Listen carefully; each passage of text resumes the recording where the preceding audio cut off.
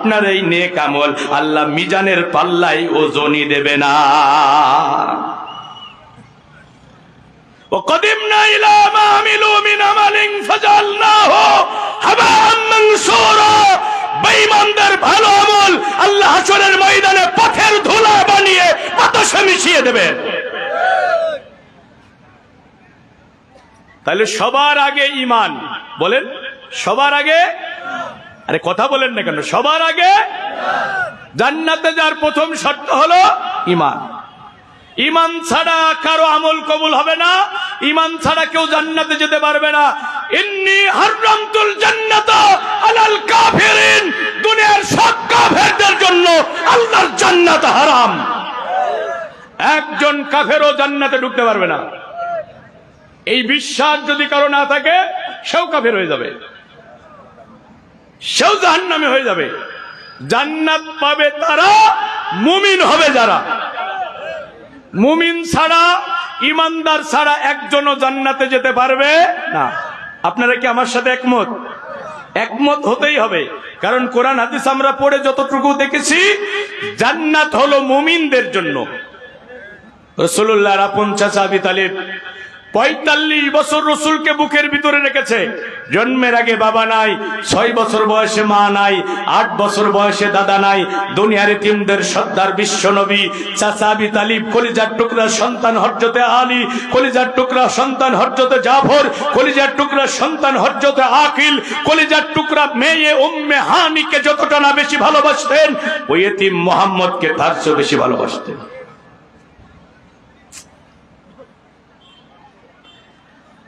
তিনি যখন মারা যাচ্ছেন, আল্লাহ রসুল একেবারে চাচার মাথার কাছে গিয়ে বসলেন, ডাক দিয়ে বলেন, আম্মি কুল লা ইলাহা ইল্লাল্লাহ কালিমাতান আশহাদু লাকা বিহা ইনদাল্লাহ। আমার চাচা জীবনের এই পড়ন্ত বিকেলে শুধু একটা বার বলেন, লা ইলাহা ইল্লাল্লাহ, আমি আল্লাহর আদালতে দাঁড়িয়ে আপনার ঈমানের সাক্ষী দেব। অন্য বর্ণনা এসেছে রাসূলুল্লাহ বলেছেন, আমি আল্লাহর সাথে ঝগড়া করে হলো আপনাকে জান্নাতে নিয়ে যাব। আবু তালিব কে কালেমা পড়েছে? তিনি কালেমা পড়তে চাচ্ছিলেন, কিন্তু কাফেরেরা প্ররোচিত করলো, আবু তালিব তুমি মক্কার এত বড় নেতা, মরণের ভয়ে বাপদাদার ধর্ম ত্যাগ করে মুহাম্মদের দ্বীন গ্রহণ করবা, এটা তো তোমার জন্য খুবই বেমানান। আবু তালিব কালেমা পড়ল না, বেঈমান অবস্থায় মারা গেল। আমি আপনাদের কাছে জানতে চাই, রাসূলুল্লাহ কি চাচা আবু তালিবকে জান্নাতে নিয়ে যেতে পারবেন? চাচা আবু তালিব জাহান্নামে যাবে। সারা দুনিয়ার উলামায়ে কেরাম, ফুকায়ে কেরাম, মুহাদ্দিসিনে কেরাম এ ব্যাপারে একমত। তবে জাহান্নামীদের ভিতরে আবু তালিবের সবচেয়ে কম শাস্তি হবে। জাহান্নামের আগুনের তৈরি করা জুতা তার পায়ে পরাইয়া দেয়া হবে, মাথার মগজগুলো টকবক করে ফুটতে থাকবে। আল্লাহ রসুলকে এত ভালোবাসা দিয়েছেন, ঈমান না থাকার কারণে জান্নাতে যেতে পারবে? রাসূলুল্লাহ বলছেন, আমি আমার চাচার জন্য দোয়া করতেই থাকবো, দোয়া করতেই থাকবো, যতক্ষণ না আমার আল্লাহ আমাকে নিষেধ করেন। আল্লাহ কোরআনে আয়াত নাজিল করে রসুলকে নিষেধাজ্ঞা জারি করলেন, মা কানা লিন-নবিয়্যি ওয়াল্লাযীনা আমানু আইয়াস্তাগফিরু লিল মুশরিকিন। নবী এবং মুমিনদের উচিত হবে না মুশরিকদের জন্য দোয়া করা। লাউ কানু উলি কুরবা, যদিও তারা তাদের নিকটাত্মীয় হয়, কারণ তাদের জন্য জাহান্নাম নির্ধারণ করেছে কে? তাহলে ভাইরা আমার, ঈমান মজবুত করতে হবে, ঈমান পরিশুদ্ধ করতে হবে, এরপরে নেক আমলের প্রতিযোগিতা করতে হবে যদি জান্নাতে যেতে হয়। এখন প্রশ্ন হলো আমরা তো পারিবারিক ভাবে ঈমান পাইছিলাম, ঈমান আনার জন্য আমাদের রসুলের সাহাবীদের মতো ত্যাগ তিতিক্ষা পরীক্ষা দেয়া লাগে নাই, ঈমানের জন্য আমাদের কুরবানি করা লাগে নাই। আল্লাহর নবীর সাহাবীরা কি সহজে ঈমান পাইছে? ইতিহাসের পাতা খুলে দেখেন, বেলাল ঈমান এনেছে, শুধু এতটুকু অপরাধ, তাকে তার গলায় রশি বেঁধে মরুভূমির উত্তপ্ত বালিকা রসের উপরে শোয়া দেওয়া হয়েছে, বুকের উপরে পাথর চাপিয়ে দেওয়া হয়েছে, চাবুকের আঘাতে আঘাতে বেলালের সমস্ত শরীর ক্ষত বিক্ষত করে দেওয়া হয়েছে। মক্কার এমন কোন রাজপথ ছিল না যেখানে কিতদাস বেলালের বুকে রক্ত ঝরে না। ঈমান এনেছে হযরতে ইয়াসার, শুধু এতটুকু অপরাধ, কাফেররা একটা পা এক টোটের সাথে বেঁধেছে, হযরত ইয়াসারের একটা পায়ের এক টোটের সাথে বেঁধেছে, দুইটা উট দুই দিকে চালিত করে দিয়েছে, বাস যেমন দ্বিখণ্ডিত হয়ে যায়, রাসূলের সাহাবী হযরত ইয়াসার ঈমানের জন্য জীবন্ত দ্বিখণ্ডিত হয়েছে। সুমাইয়ার লজ্জাস্থানের উপরে বল্লভের আঘাত করে শহীদ করে দেওয়া হয়েছে। হযরত খাব্বাবকে ধরেছে, জ্বলন্ত আগুনের উপরে শয়া দিয়েছে, পিঠের চামড়া আর চর্বিগুলো গলে গলে খাব্বাবের পিঠের নিচের আগুন নিভে গেছে। এত কষ্ট তারা করেছে ঈমানের জন্য। আমরা তো খুব সহজে পারিবারিক ভাবে ঈমান পায়া গেছি। এই লালমনিরহাটের আল্লাহর বান্দারা, আমরা যদি হিন্দুর ঘরে জন্মগ্রহণ করতাম, ঈমান পাওয়া সহজ ছিল না কঠিন ছিল? একজন নও মুসলিমের কাছে ডাক দিয়ে বলবেন, ঈমান আনতে গিয়ে তার জীবনের ত্যাগ কুরবানি দেখবেন। মা ছিল, বাবা ছিল, ভাই বোন ছিল, বাড়ি ঘর ছিল, সব ছেড়ে তাকে খালি হাতে ইসলামে আসতে হয়। আপনারা তো খুব সুন্দরভাবে পারিবারিক ভাবে ঈমান পেয়ে গেছেন, এজন্য ঈমানের গুরুত্ব বোঝেন না। আজকে আমি আলোচনা করব একজন মুসলমান কিভাবে কাফের হয়ে যায়, মুসলমানের ঈমান কিভাবে নষ্ট হয়, এটা জানার দরকার আছে না নাই? মুসলমান কিভাবে কাফের হয়, ঈমান কিভাবে নষ্ট হয়, নওয়াকিজুল ইসলাম, একজন মুসলমান কি কারণে ইসলাম থেকে খারিজ হয়ে যায়, কি কি কারণে কাফের হয়ে যায়, আজকে আমি আপনাদের মাথার ভিতরে ঢোকানোর জন্য চেষ্টা করব। কি জানার দরকার আছে না নাই? ভাইরা আমার, ফজরের সময় ওযু করেছেন, ওই ওযু কি এখন আছে? এমন কিছু নিষিদ্ধ কাজ আছে যে কাজগুলো করলে ওযু নষ্ট হয়ে যায়। নামাজে দাঁড়িয়েছেন, এমন কিছু নিষিদ্ধ কাজ আছে যে কাজগুলো করলে নামাজ নষ্ট হয়ে যায়। হজ করতে গেছেন, এমন কিছু নিষিদ্ধ কাজ আছে যে কাজগুলো করলে হজ নষ্ট হয়ে যায়। রোজা রেখেছেন, এমন কিছু নিষিদ্ধ কাজ আছে যে কাজগুলো করলে রোজা নষ্ট হয়ে যায়। ঈমান এনেছেন, ঈমান আনার পরে এমন কিছু নিষিদ্ধ কাজ আছে, এমন কিছু মারাত্মক অপরাধ আছে যে অপরাধগুলো করলে মুমিনের ঈমানও নষ্ট হয়ে যায়।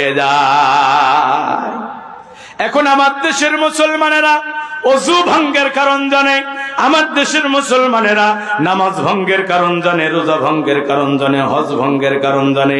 এই যে ইবতেদায়ী মাদ্রাসায় পড়ে, নুরানি মাদ্রাসায় পড়ে ছোট ছোট বাচ্চাগুলো, ওদেরকে সামনে দাঁড় করাইয়া জিজ্ঞাসা করেন, ও ছেলে বলো তো কি কারণে ওযু নষ্ট হয়? ওই ছেলেগুলো মুখস্থ বলে দেবে। ও ছেলে বলো তো কি কারণে রোজা নষ্ট হয়? ওই ছেলেগুলো মুখস্থ বলে দেবে। ও ছেলে বলো তো কি কারণে নামাজ নষ্ট হয়? এই ছেলেগুলো মুখস্থ বলে দেবে।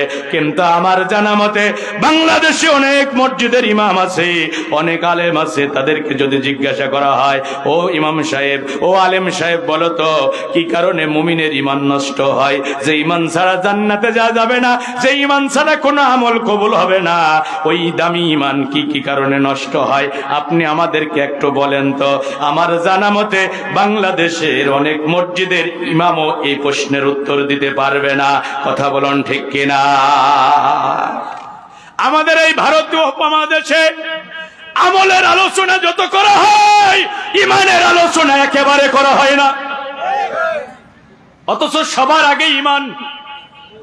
এ ভাই, আমার কথা কি আপনারা বুঝতে পারছেন? খুব মনোযোগ দিয়ে কথাগুলো শুনবেন, কারণ কেউ যদি বেঈমান হয়ে মারা যায়, জাহান্নামে ঢুকবে, কোনদিন বের হতে পারবে না। বেঈমানটা চিরস্থায়ী ভাবে জাহান্নামে থাকবে। আর আপনি ঈমান নিয়ে মারা গেছেন, আপনার কিছু সাধারণ গুনাহ আছে, আল্লাহ আপনাকে সাধারণ ক্ষমার আওতায় ফেলে দিতে পারেন, অথবা কোন শাফায়াতকারী আপনাকে শাফায়াত করে জান্নাতে নিয়ে যেতে পারেন, অথবা আল্লাহ যদি আপনাকে জাহান্নামে দিয়েও দেয়, ঈমান থাকার কারণে আবার আপনি জান্নাতে যেতে পারবেন। কিন্তু বেঈমান হয়ে মারা গেলে জাহান্নামে ঢুকবেন, কোনদিন বের হতে পারবেন না। এখন কি কারণে মুমিনের ঈমান নষ্ট হয়, কি কারণে মানুষ বেঈমান হয়ে যায়, একটু জানার দরকার আছে না নাই? 10টা কারণে একজন মুসলমান কাফের হয়ে যায়। জোরে বলেন কয়টা? ভাই আমি কথা বলে মজা পেলাম না, এত দূর পথ রাস্তা, আসলে এই সাউন্ড টানতেছে না ঠিক মতো। ভাই আমি খুব গুরুত্বপূর্ণ বিষয়ে কথা বলতেছিলাম, এত দূর পথ থেকে আসছি ভাই জার্নি করে। আসলে শোনেন, 10টা কারণে মুমিনের ঈমান নষ্ট হয়। ধরে বলেন কয়টা? সবাইকে বলতে হবে কয়টা কারণে? 10টা কারণে মুসলমান কাফের হয়। আবারও বলছি কয়টা? 10টা কারণে একজন মুসলমান কাফের হয়ে যায়। নাওয়াকিজুল ইসলাম, ইসলাম ভঙ্গের কারণ হলো 10টা। যদিও ঈমান ভঙ্গের কারণ অনেক অনেক অনেক, তবে এই 10টা কারণের ভিতরে সব কারণগুলো নিহত রয়েছে। সারা দুনিয়ার ফুকায়ে কেরাম একমত, যতগুলো কারণ ঈমান নষ্ট হয়, আমি এই 10টা কারণ 10 জুম্মা আমার মসজিদের মুসল্লিদেরকে শুনিয়েছিলাম। 10টা বিষয়ের উপরে 10 জুম্মা আলোচনা করেছি এবং তাদের হাতে একটা লেকচার শিট দিয়েছি যে তোমাদের ঘরের দরজায় লাগায় রাখবা। এই ঈমান ভঙ্গের কারণগুলোর ব্যাপারে তোমরা নিজেরা জানবা, স্ত্রী সন্তানদেরকে জানাবা। কারণ কেউ যদি বেঈমান হয়ে মারা যায়, খানায় কাবার ইমাম এসে জানাজার নামাজ পড়ালেও তার ভাগ্যে আর জান্নাত জুটবে না। ভাইরা আমার, তো আমি আজকে একটা কারণ বলবো। কয়টা? আগেই বলেছি যে 23 বছরের কোরআন আমি একদিনে মাথায় ঢোকাতে পারবো না। যে অপরাধটা, ঈমান ভঙ্গের যে কারণটা বাংলাদেশের মেজরিটি পার্সেন্ট মুসলমানের চরিত্রের ভিতরে আছে, আমি এই একটা কারণ আজকে বলবো। আমার লেখা বই আছে ঈমান বিনষ্টের কারণ, এটা একটা বই। আর একটা বই আছে অর্থ বুঝে কালেমা পড়ি, পরিচ্ছন্ন ঈমান গড়ি। ঈমান আনতে হয় কিভাবে, ঈমান আনার পূর্ব শর্ত কি, ঈমান নষ্ট হয় কি কারণে, ঈমান বাড়ে কি কাজে, ঈমান কমে কি কাজে, এই ব্যাপারে আমার লেখা বই আছে। অর্থ বুঝে কালেমা পড়ি, পরিচ্ছন্ন ঈমান গড়ি। আর একটা বই হলো ঈমান ভঙ্গের কারণ, ঢাকা হুদা পাবলিকেশন আমার এই বই প্রকাশ করেছে। ভাইরা আমার, কোরআনের জ্ঞান অর্জন করা ফরজ। 1 নম্বর ফরজ হলো ঈমানের জ্ঞান অর্জন করা। 1 নম্বর ফরজ হলো ঈমানের জ্ঞান অর্জন করা। আল্লাহ বলছে ফা'লাম আন্নাহু লা ইলাহা ইল্লাল্লাহ।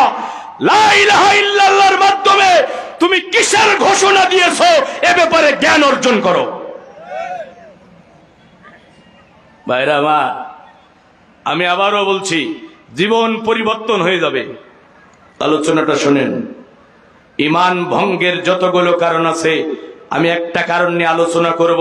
এই আলোচনা আমি সারা দেশে করছি, কারণ নবীজি বলেছেন ইয়াতি আলান নাসি জামানুন ইয়াজতামিউনা ফিল মাসাজিদ লাইসা ফীহিম মুমিনুন। এমন একটা জামানা আসবে, এমন একটা জামানা অচিরেই আসবে, লোকেরা মসজিদে নামাজের জন্য সমাবেত হবে, লাইসা ফীহিম মুমিনুন, সেখানে একজনও ঈমানদার খুঁজে পাওয়া যাবে না।